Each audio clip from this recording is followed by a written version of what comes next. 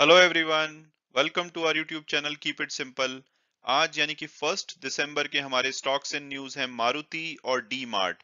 Maruti Suzuki ने Bombay stock exchange में एक फाइलिंग में बताया है कि सेमीकंडक्टर शॉर्टेज की वजह से इनकी जो दिसंबर की प्रोडक्शन है वो नॉर्मल कैपेसिटी की 80 से 85% तक रह सकती है। और डी मार्ट ने गुड़गांव में 43,000 स्क्वायर फीट स्पेस लीज पे लिया है और अपना ये नया स्टोर जनवरी में खोलेंगे। तो ये दोनों ही टॉपिक हम इस वीडियो में डिटेल में डिस्कस करेंगे और ये भी बात करेंगे कि क्या करंट प्राइस पे इन कंपनीज के शेयर हमें लेने चाहिए या नहीं। और आगे बढ़ने से पहले अगर आपने अभी तक चैनल को सब्सक्राइब नहीं किया तो प्लीज सब्सक्राइब करके हमें मोटिवेट कीजिए। तो सबसे पहले अगर हम बात करें मारुति सुजुकी की, तो कल यानी कि 30 नवंबर को इन्होंने अपनी एक रेगुलेटरी फाइलिंग जो कि बॉम्बे स्टॉक एक्सचेंज में की, उसमें बताया कि इनकी जो दिसंबर की व्हीकल प्रोडक्शन है वो नॉर्मल प्रोडक्शन की 80 से 85% रह सकती है। और अगर बात की जाए कि क्यों इनकी प्रोडक्शन कम रहेगी, तो उसका रीजन इन्होंने दोबारा से यही बताया कि जो सेमीकंडक्टर शॉर्टेज है वो अभी भी इनको बॉदर कर रही है और उसकी वजह से इनकी ओवरऑल प्रोडक्शन इस बार दिसंबर में भी कम रह सकती है। और अगर बात की जाए कि इनकी नॉर्मल प्रोडक्शन कैपेसिटी कितनी है, तो इनके दो प्लांट हैं गुड़गांव और मानेसर में, जहां पे ये लगभग 15 लाख गाड़ियां बनाते हैं एक साल में। और इसके अलावा इनका सुजुकी मोटर गुजरात में जो प्लांट है, जो कि मारुति सुजुकी इंडिया को एक्सक्लूसिवली गाड़ियां सप्लाई करता है, वहां पे लगभग 7.5 लाख गाड़ियां बनाई जाती हैं पर एनम। तो ओवरऑल अगर हम देखें तो 22.5 लाख एक साल में ये गाड़ियां प्रोड्यूस करते हैं नॉर्मल कैपेसिटी में। तो एक महीने की बात की जाए तो लगभग 1,87,500 गाड़ियां आती हैं। तो उसका अगर हम 15 से 20% लगाएं, जो कि एक्सपेक्ट कर रहे हैं कि कम बना पाएंगे, तो रफली हम कह सकते हैं कि 28,000 से लेकर 38,000 के आसपास इनकी गाड़ियां कम प्रोड्यूस होंगी दिसंबर में। और सिमिलरली जो अक्टूबर एंड में इन्होंने जब नवंबर के नंबर एंटिसिपेट किए थे, तो उन्होंने सिमिलर कंसर्न तब भी बताई थी। हालांकि नवंबर के एक्चुअल जो प्रोडक्शन डेटा है वो अभी रिलीज होना है आने वाले कुछ दिनों में, यानी कि इसी वीक में ये नंबर रिलीज हो जाने चाहिए। एज पर स्टैंडर्ड प्रैक्टिस जो होती है, जो भी ऑटो मैन्युफैक्चरर हैं वो first day of the following month में अपने प्रोडक्शन नंबर्स को डिक्लेयर करते हैं, रिलीज करते हैं। तो आइडियली आज यानी कि 1 दिसंबर को इनके नवंबर के नंबर आने चाहिए, नहीं तो एक आध दिन में आ जाने चाहिए। और अगर बात की जाए इनकी अक्टूबर की ओवरऑल सेल्स की, तो वो 24.2% कम होकर के इन्होंने 1,38,335 गाड़ियां बेची थी। और इन्होंने यही बोला था कि भाई जो सेमीकंडक्टर शॉर्टेज है उसकी वजह से इनकी जो प्रोडक्शन कम रही है उसका इम्पैक्ट सेल्स में भी दिखा है। और हालांकि इन्होंने ये बोला था कि जो अक्टूबर के जो नंबर आए थे सेल्स के वो इनकी एक्सपेक्टेशन से बेटर थे, वैसे कम हुए थे लेकिन एक्सपेक्टेशन से नंबर इनके बेटर थे। और अगर सितंबर 2021 की बात की जाए, जो पिछले क्वार्टर में इन्होंने अपने फाइनेंशियल्स डिक्लेयर किए थे, तब इन्होंने बताया था कि इनके 2 लाख गाड़ियों के ऑर्डर पेंडिंग है और एक कोशिश कर रहे हैं कि जल्दी से जल्दी वो अपने कस्टमर्स को डिलीवर कर पाएं। इसके अलावा एक दूसरी न्यूज में, जो कि मारुति सुजुकी ने पीछे अपना मार्केट शेयर खोया है, तो उसको रीगेन करने के लिए इन्होंने बोला है कि ये मार्च 2022 में 4 नई एसयूवी लॉन्च करने वाले हैं। और इनको उम्मीद है कि 2023 में ये अपना मार्केट शेयर जो इन्होंने लूज किया है उसको रीगेन कर लेंगे। तो अब अगर बात की जाए हमारी सेकंड कंपनी न्यूज यानी कि डी मार्ट की, तो इन्होंने गुड़गांव बेस्ड स्पेस ग्रुप से 43,000 स्क्वायर फीट का एरिया लीज पे लिया है, जहां पे ये अपना एक नया स्टोर खोलने वाले हैं। और इस एरिया की एग्जैक्ट लोकेशन है सेक्टर 47 सोना रोड गुड़गांव, जहां पे ये अपना स्टोर उम्मीद की जा रही है कि 26 जनवरी 2022 को ओपन करेंगे।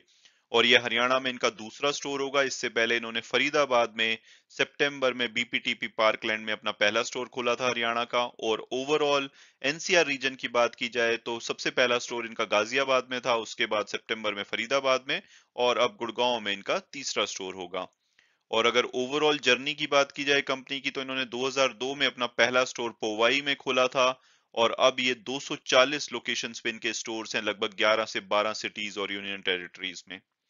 इसके अलावा अगर दूसरी न्यूज की बात की जाए, तो जो सिडको है यानी कि city and industrial development corporation Maharashtra में, उन्होंने ई ऑक्शन पे 20 प्लॉट्स बेचने के लिए लगाए थे। उसमें से दो प्लॉट्स जो डी मार्ट ने जीत लिए हैं। ये खारगर में है, नवी मुंबई के एरिया में। और इन दो प्लॉट्स का जो साइज है, एक का साइज है 1962 स्क्वायर मीटर और दूसरे का 2963 स्क्वायर मीटर। और ओवरऑल इसके लिए 40.49 करोड़ डी मार्ट पे करेगा। और building association of Navi Mumbai का मानना है कि भाई ये जो लोकेशन है ये काफी अच्छी है, यहाँ पे पॉपुलेशन डेंसिटी काफी ज्यादा है, तो रिटेल चेन के लिए बहुत ही अच्छा एरिया होगा।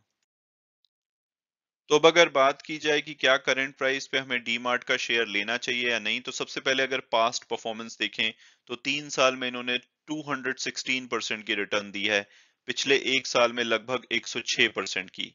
हालांकि पिछले एक महीने से इनका शेयर थोड़ा सा फ्लैट ही रहा है, 1.63% की रिटर्न, और पिछले एक वीक में लगभग 0.5% ये नीचे गिरा है, लेकिन ओवरऑल मार्केट भी करेक्ट हुई है। तो अदरवाइज अगर पिछले वीक की परफॉर्मेंस को छोड़ दिया जाए तो इन्होंने शॉर्ट टर्म या लॉन्ग टर्म में अपने इन्वेस्टर को काफी अच्छी रिटर्न दी हैं। और अगर ब्रोकरेज हाउस रिपोर्ट्स की बात माने तो 16 अक्टूबर को प्रभुदास लीलाधर ने एक रिपोर्ट पब्लिश करी थी और उन्होंने इनका टारगेट 53-59 बताया था। और अगर हम टिकर टेप के प्रेडिक्टिव एनालिसिस को देखें तो वो इसका एवरेज प्राइस 4098 बताते हैं, हायर साइड पे 7060 और लोअर साइड पे 2729। जो कल की क्लोजिंग हुई है वो 4711 के आसपास हुई है, तो हम ये बोल सकते हैं कि अपने एवरेज प्राइस से थोड़ा हाई पे अवेलेबल है। और अगर इसके फंडामेंटल्स और पीयर्स एनालिसिस को देखें तो एक लार्ज कैप कंपनी है, 3,05,000 करोड़ के आसपास का मार्केट कैपिटलाइजेशन है। लेकिन एक जो आप चिंता की बात इसके नंबर्स में देखेंगे वो है इनका वैल्यूएशन, यानी कि पी और पीबी बहुत ज्यादा हाई है। रिटर्न ऑन इक्विटी मॉडरेट है, otherwise like debt free company है, प्रॉफिटेबल कंपनी है, लेकिन इनका वैल्यूएशन हाई है। तो अगर मेरी पर्सनल ओपिनियन पूछी जाए, मुझे लगता है कि कंपनी बहुत ही बढ़िया है लेकिन थोड़े से हाई वैल्यूएशन पे अवेलेबल है। अगर ये 4,000 से नीचे पे कभी किसी करेक्शन में आए तो बहुत ही अट्रैक्टिव होगी, लेकिन अभी के जो शेयर प्राइस है उस पे मैं कंफर्टेबल नहीं हूँ। लेकिन अदरवाइज कंपनी अच्छी है, लगातार नए स्टोर्स खरीद रहे हैं, नए नई ग्रोथ हो रही है इनकी, तो हो सकता है कि आने वाले टाइम में ये 15% की रिटर्न यहाँ करंट प्राइस से भी दे दें। लेकिन मैं ज्यादा कंफर्टेबल हूँ अगर इसका शेयर मुझे 4,000 के आसपास मिले। तो अब अगर हम वापस मारुति सुजुकी पे आए और बात करें कि क्या इसका शेयर हमें करंट प्राइस पे लेना चाहिए या नहीं, तो अगर इसकी पास्ट परफॉर्मेंस देखी जाए तो इन्होंने अपने शेयर होल्डर को काफी डिसअपॉइंट किया है। 3 साल में इनकी 0.8% की नेगेटिव रिटर्न है, पिछले एक साल में इन्होंने कोई खास रिटर्न नहीं दिया, ऑलमोस्ट फ्लैट बोल सकते हैं। और पिछले एक वीक में इनका शेयर 10% से ज्यादा गिरा है। हालांकि ओवरऑल मार्केट भी गिरी है और ऑटो मैन्युफैक्चरर जो कि कोविड से काफी ज्यादा इम्पैक्ट होते हैं, तो नए वेरिएंट ओमिक्रॉन के आने से इनका शेयर काफी ज्यादा गिरा है। और अगर हम ब्रोकरेज हाउस रिपोर्ट्स की बात करें तो अक्टूबर के एंड में एम के ग्लोबल और प्रभुदास लीलाधर ने कुछ रिपोर्ट पब्लिश करी थी और इसका टारगेट 8,100 से 8,750 दिया था। तो अगर हम ऑन एन एवरेज माने तो 8,400 के आसपास इसका एवरेज प्राइस आता है। और अगर हम टिकर टेप के प्रिडिक्टिव एनालिसिस को देखें तो वो इसका एवरेज प्राइस 77-73 बताते हैं, ऑन द हायर साइड 10,000 के आसपास और लोअर साइड 4,900 के आसपास। जो कल की क्लोजिंग हुई है वो 7,068 पे हुई है, तो हम ये बोल सकते हैं कि अभी अपने एवरेज प्राइस से नीचे पे अवेलेबल है। और अगर हम इसका फंडामेंटल और पीयर्स एनालिसिस देखें तो एक लार्ज कैप कंपनी है, 2,13,000 करोड़ के आसपास का मार्केट कैपिटलाइजेशन है। पी और पीबी रेशो थोड़ी ऑन द हायर साइड है, हालांकि जो यहाँ पे इनके कॉम्पिटिटर दिखाए गए हैं एम और टाटा मोटर्स, उनका जो प्रोफाइल है गाड़ियों का वो अलग है, वो कमर्शियल व्हीकल में भी हैं, इसके अलावा बाइक्स वगैरह में भी हैं। तो इसलिए उनके उनके साथ कंपैरिजन अप्रोप्रिएट नहीं होगा, लेकिन थोड़ी सी इनकी पी और पीबी रेशो अभी भी हायर साइड पे लगती है। रिटर्न ऑन इक्विटी मॉडरेट है, अदरवाइज डेट फ्री कंपनी है, प्रॉफिटेबल कंपनी है। तो अगर मेरी ओपिनियन पूछी जाए तो मुझे लगता है कि इसका प्राइस काफी अट्रैक्टिव हो गया है। और सूनर और लेटर गाड़ियों की जैसे कि डिमांड बहुत है, तो जैसे ही सेमीकंडक्टर इशू सॉर्ट आउट होता है पूरी तरह से और ये ओमिक्रॉन पे थोड़ा सा हम कंट्रोल पाते हैं, तो मुझे लगता है कि इसका शेयर यहाँ से अच्छे से भाग सकता है और आपको आने वाले एक साल में अगर सभी चीजें इसके फेवर में रही तो 10 से 40% की रिटर्न दे सकता है। तो मेरी पर्सनल ओपिनियन में प्राइसिंग वाइज ये शेयर मुझे अच्छा लगता है, हालांकि इसने पीछे परफॉर्म नहीं किया है, लेकिन ओवरऑल सॉलिड कंपनी है, अभी भी इनका मार्केट शेयर बहुत ही अच्छा है, तो ये आने वाले टाइम में अच्छी रिटर्न्स दे सकता है।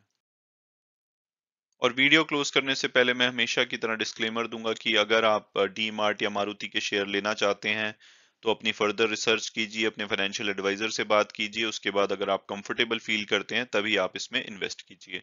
Thanks so much for watching the video and God bless you all.